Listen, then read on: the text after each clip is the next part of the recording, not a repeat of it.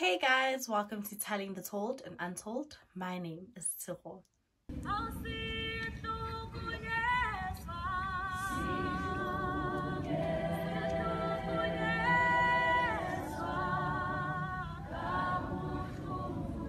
For today's case, we're going to a small town in Mpumalanga called Grill.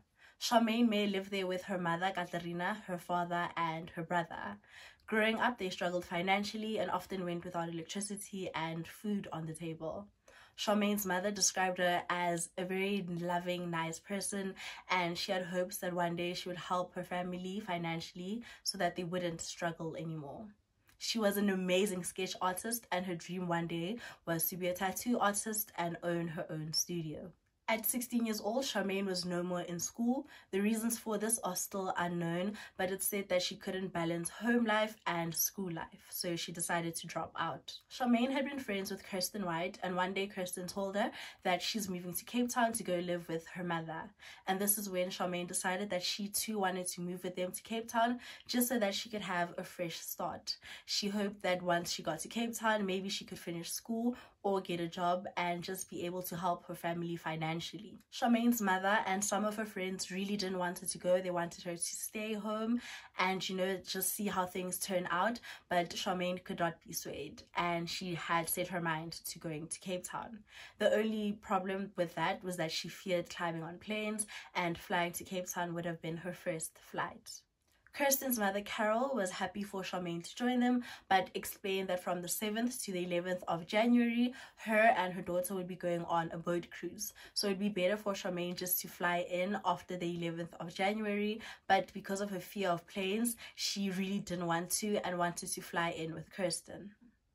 Carol recalls telling Katarina that it wouldn't be ideal for Charmaine to fly in with her daughter on the 3rd, because once they left for their boat cruise, Charmaine would be left alone with her boyfriend, Johannes de Jager.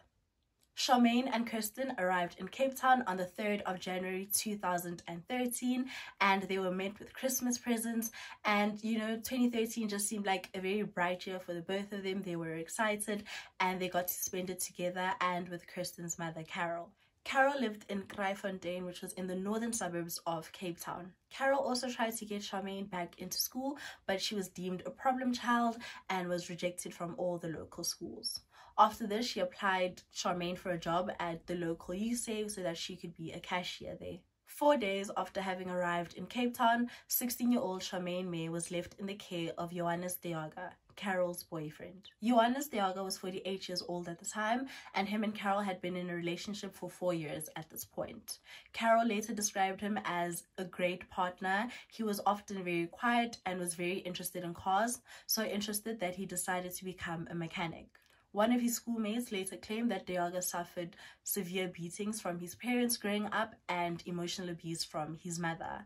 Him and his siblings would often get bullied at school because they were poor, and he was described as a below-average student. Almost immediately after Kirsten and her mother Carol left, Charmaine started texting both her family and friends, saying that de Jager was acting a bit strangely and she was scared. Between the 8th and the 9th of January, he started making sexual advances towards her. She sent messages to her family and friends saying that he was touching her inappropriately and asked if he could accompany her to the bathroom so that he could wash her back. Charmaine also told her mother that de Jager would not give her food unless she had sex with him, and her mother, being 100 kilometers away, told her daughter that she should just try and sneak some bread into her room, and every night before she goes to bed, she must lock the door. Charmaine's mother asked her why she just didn't leave, and Charmaine said that she was unable to get out of the house. On the 9th of January, Charmaine started taking voice recordings of de Jager's advances towards her. He would basically just ask her to have sex with him, and she tried to remain calm and told him that she was 16, he was 48, she's a minor, they can't have sex, and more than that, she just doesn't want to. If I can find any of those recordings, I'll insert them right now.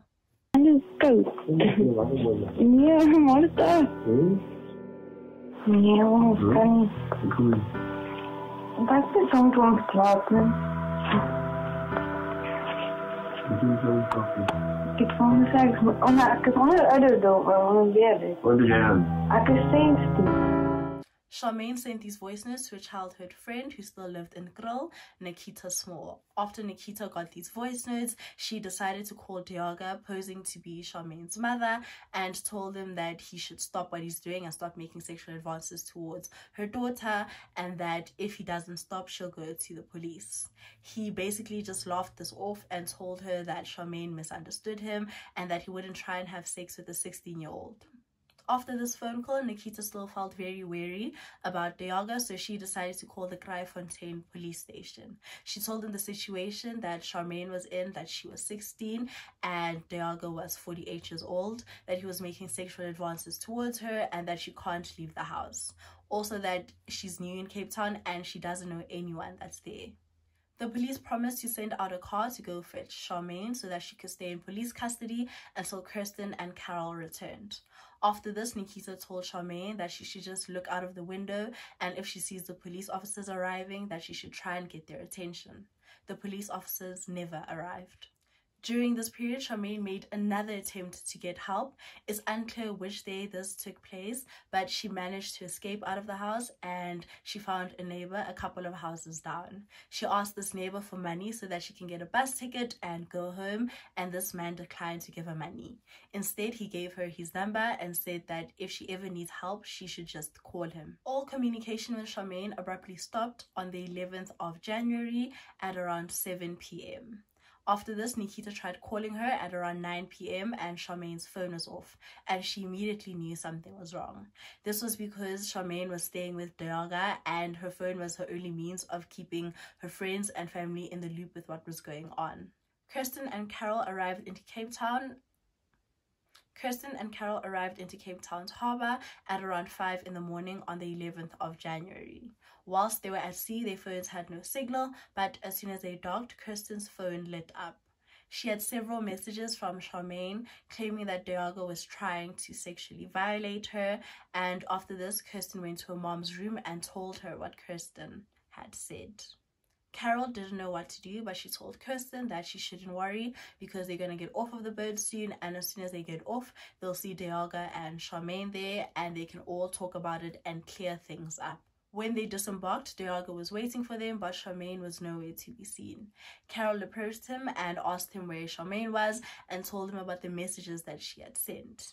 In the same way that he replied to Nikita, he replied to Carol, telling her that he wouldn't try and have sex with a 16-year-old and that she just misunderstood him. They asked where Charmaine was, and Tshego said that she had went out to go buy cigarettes and hadn't returned in time. So he decided to go fetch them on his own. But he said they shouldn't worry because as soon as they got home, they could all sit down and just discuss things and clear everything up. Kirsten, Carol, and Tshego returned to an empty house, and immediately after this, they got into the car and started searching for Charmaine, but they found nothing. Carol then sent Kirsten and Tshego to go to the police station and file a missing persons report. The next day, Carol and Kirsten woke up, they went to go print flyers, and they went around the whole neighborhood just putting up her flyers and trying to get attention and trying to locate Charmaine. On the Saturday after Charmaine disappeared, her aunt received a message from her telling her that she was at the bus station. After this, Carol immediately went to the police officers and told them about the text message, and they said that there were too many bus stations for them to search, so they just decided not to do anything about it. Later that day, Carol and Tshego were called to the police station, and the police officers just started asking them about the flyers they had and asking them about Charmaine. At this point, Carol got really upset and distraught and started shouting at Tshego, telling him that it was all his fault, that he tried to have sex with Charmaine, and that's why she's disappeared. After this, the police officers decided to separate them. Whilst Carol was in the questioning room, a female officer came up to her to give her her condolences. After this, she was just a bit distraught and confused, not knowing what's going on, and the male officer looked at the female officer and said to her that they hadn't told Carol the bad news yet. After this, they told her that they think they have found Charmaine's body. Nikita Small, Charmaine's childhood friend, who was courageous enough to call police officers and try and get them to help Charmaine, heard the news on her birthday that her body had been found. After this, she collapsed and she was never able to return to her place of work.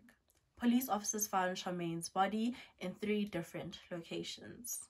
Her torso was first found. Her head was still connected to it, as well as her pelvis, and it was found in an open field, and it had been burned. Tshego later led police officers to her legs, and her arms were found in a box underneath his car in Carol's home. Tshego admitted to carrying her legs in a backpack and throwing them out as he was riding his bicycle on the highway. When police officers searched Carol's home, they asked her to give them all of Tsego's items, and in his work jacket, they found Charmaine's phone. He had used that phone to send the message to her aunt that she was at the bus station, and had also found the recordings that she had made of him and tried to delete them. But luckily, Charmaine had sent them to Nikita. Tsego's trial began on the 11th of November 2013, and he was charged with murdering and mutilating Charmaine. He admitted to dismembering Charmaine's body and said that he was drunk when he did this, and because of his drunken state, it was no different to slaughtering a goat. He denies having murdered Charmaine. He says that on the morning that they were supposed to go collect Kirsten and Carol, Charmaine was taking too long to get ready and he got irritated. So after this, he went to go fetch her and grabbed her arm, and she fell and hit her head. After this, he just waited for her to regain consciousness, but she never did, and he realized that she was dead. He then pulled her and put her into a drain, and the next day when Carol and Kirsten went to go put up flyers, he tried to take out her body, but she had swollen up, so that's when he decided to dismember her. The medical examiner later said that Charmaine had no blunt force trauma to her head, and it was likely that she died from strangulation. Tshego was not charged with sexual assault because there was no physical evidence of rape or interference, but it is believed that he did rape her because once her body was found, the clothing on her seemed like she had been redressed by someone else before she had been dismembered. He further claimed that Charmaine tried to seduce him, that she took off her pants to show him a tattoo that she had on her pelvic area. The medical examiner later said that Charmaine had no tattoos. He also said that she told him that she had been raped when she was younger and that she was lesbian, but this has not been confirmed by anyone else, and it is by no means any reason for him to have murdered her. Police officers had taken Tsego's DNA once he was arrested, and it was later revealed in court that Charmaine was not his first victim. Hedlina Alexander was an 18-year-old sex worker who had been found raped, mutilated, and murdered in Atlantis in 2008. She was last seen about 40 kilometers away from where she was found after she had been seen getting into the car of a prospective client. Tshego was questioned at the time, but there was no evidence against him. After his arrest for Charmaine's murder, his DNA was found under Alexander's fingernails. He was then charged with her rape and murder. Tshego was sentenced to 3 life sentences for the murder of Charmaine Mare and the rape and murder of Hedlina Alexander. He was given a further 6 years for dismembering Charmaine and 3 months for stealing her cell phone.